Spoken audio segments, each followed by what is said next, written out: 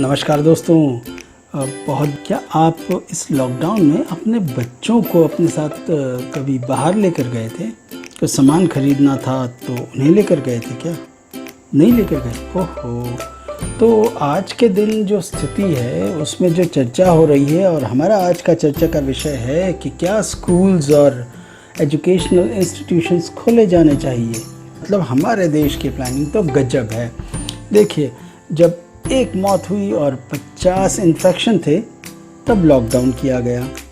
जब 6000 से ज़्यादा मौतें हैं और 3 लाख के करीब जो है इन्फेक्शन है, और दुनिया में हम टॉप 5 में अपना गौरवमयी स्थान बना रहे हैं, तब ये चर्चा हो रही है कि स्कूल्स खोले जाएं।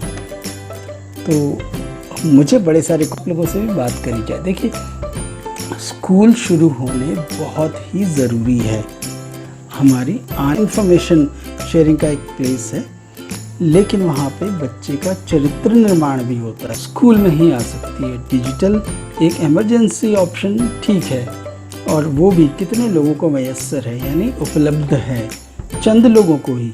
हाँ, देश में 70% तो ग्रामीण क्षेत्र हैं। ग्रामीण क्षेत्रों में हमारा ब्रॉडबैंड का नेटवर्क कितना है, कितने शिक्षक ट्रेन हैं, और हमारे पास क्या वो मॉड्यूल्स हैं, क्या वो कैरिकुलम है, वो अलग विषय है।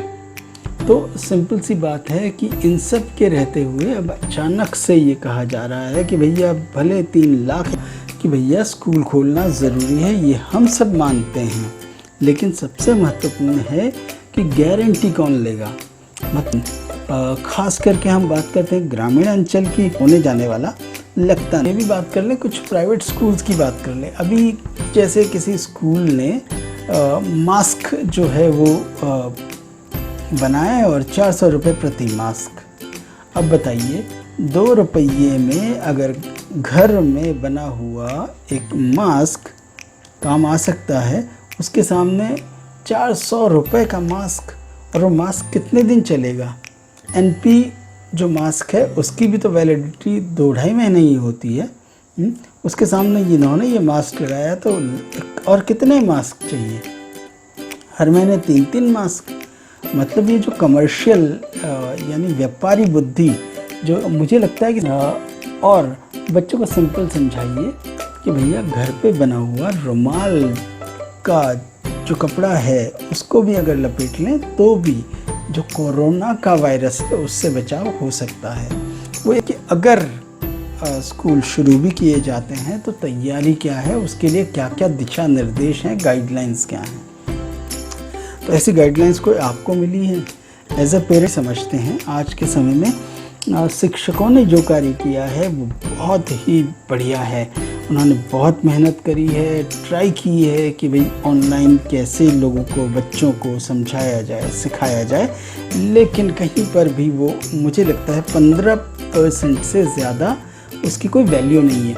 ये मेरी राय है, बट ठीक है, इसका डेटा, इस पर स्टडी। स्कूल में अगर ये शिक्षा होती, एक चीज़ समझिए, एक क्लास में 30 बच्चों की जगह है, 30 बच्चे हैं, और बेसिक यानी सामान्य समझिए कहती है कि 6 फीट का अंतर होना चाहिए। आप रूम का साइज़ ले लीजिए, 6-6 फीट की अगर दूरी रखी जाएगी तो कितने बच्चे आएंगे? 30 हैं तो उसमें से बमुश्किल 12-13 ठूस के 15 बच्चे आ पाएंगे। उन बच्चों को आप रखेंगे, बाकी बच्चों का क्या होगा? क्या स्कूल के पास इतने रूम हैं, क्या इतने शिक्षक हैं कि एक ही क्लास के, एक ही सेक्शन के सब सेक्शन भी कर सके? एक ये बात हुई। दूसरा, सोशल डिस्टेंसिंग की बात है, उसको कैसे मेंटेन किया?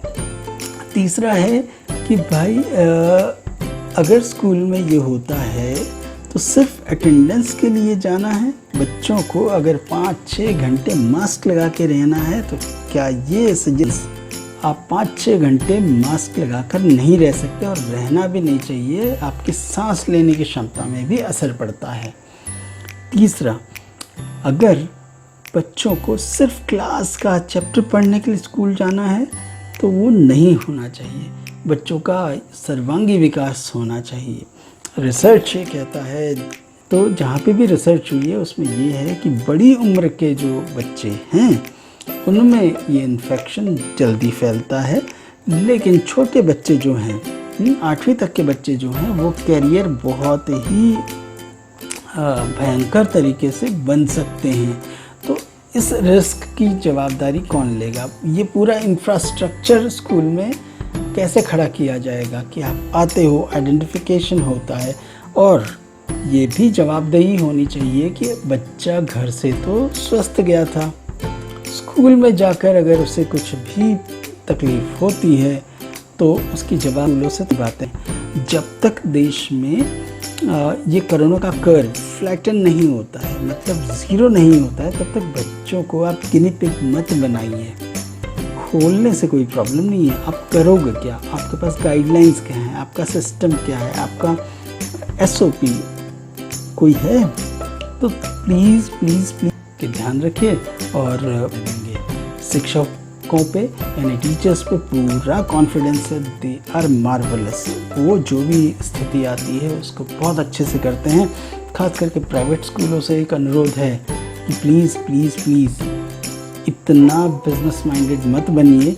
इस सालों का जो प्रॉफिट टीचर्स ने आपको दिया है और आप 2, 3, 4, 5, 6 महीनों के लिए उनकी सैलरी में कुछ भी कॉम्प्रोमाइज़ करें, कुछ ना करिए। उन्हें तो उल्टा आप पैकेज दीजिए, उन्हें ट्रेनिंग दीजिए और सपोर्ट करिए, तभी देश का भविष्य अच्छा होगा। तो स्कूल खुलने चाहिए, लेकिन गारंटी के साथ। और ये गारंटी अब तो झांसाराम बाबू को देनी